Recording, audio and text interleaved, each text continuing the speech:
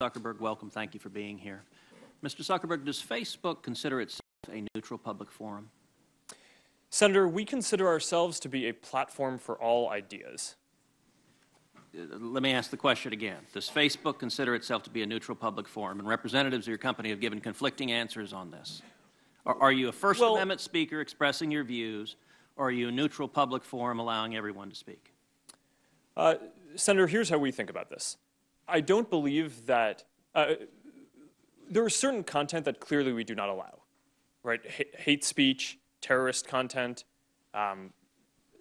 nudity, anything that makes people feel unsafe in the community. From that perspective, that's why we generally try to refer to what we do as a platform for all ideas. Let me try, just because the time is constrained.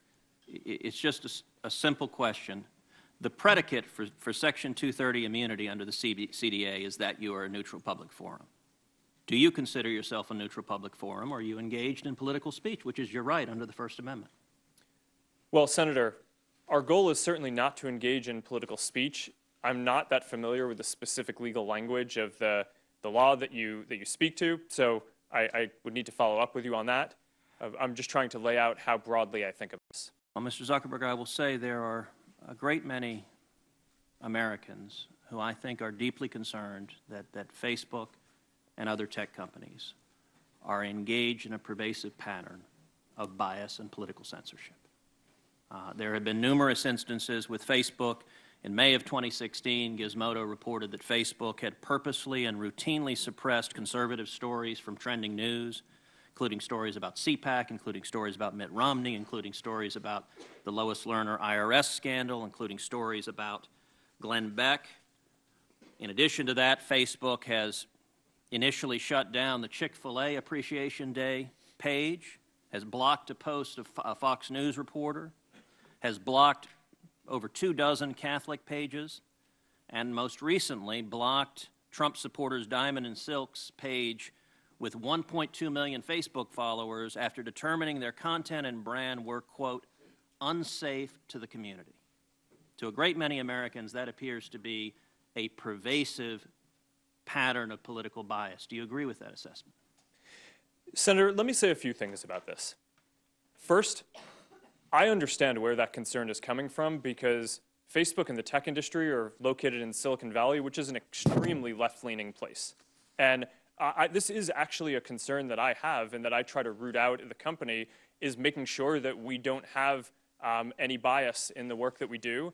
And I think it is a fair concern that that people would at least wonder about. Let me ask this question. Are you aware of any ad or page that has been taken down from Planned Parenthood?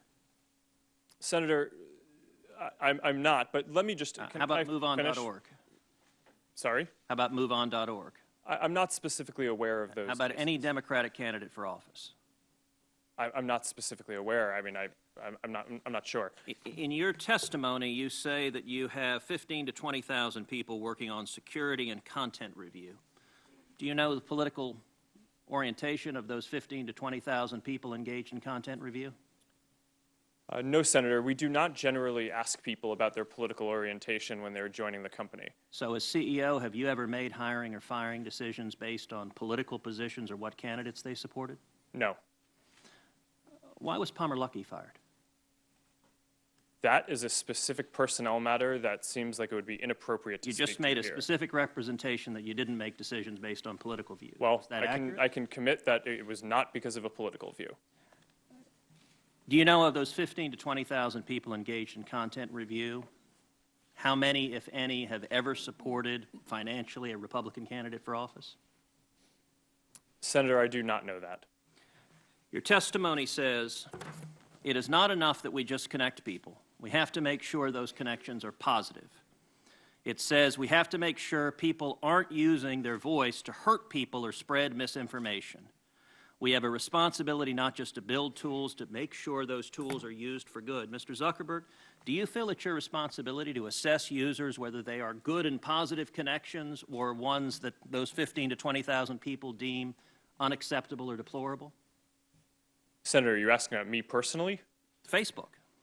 Senator, I think that there are a number of things that we would all agree are clearly bad. Foreign interference in our elections, terrorism, self-harm. I'm Those talking are about things, censorship. well, I think that you would probably agree that we should remove terrorist propaganda from the service. So that, I agree, I think is clearly bad activity that we want to get down, and we're generally proud of how well we do at that.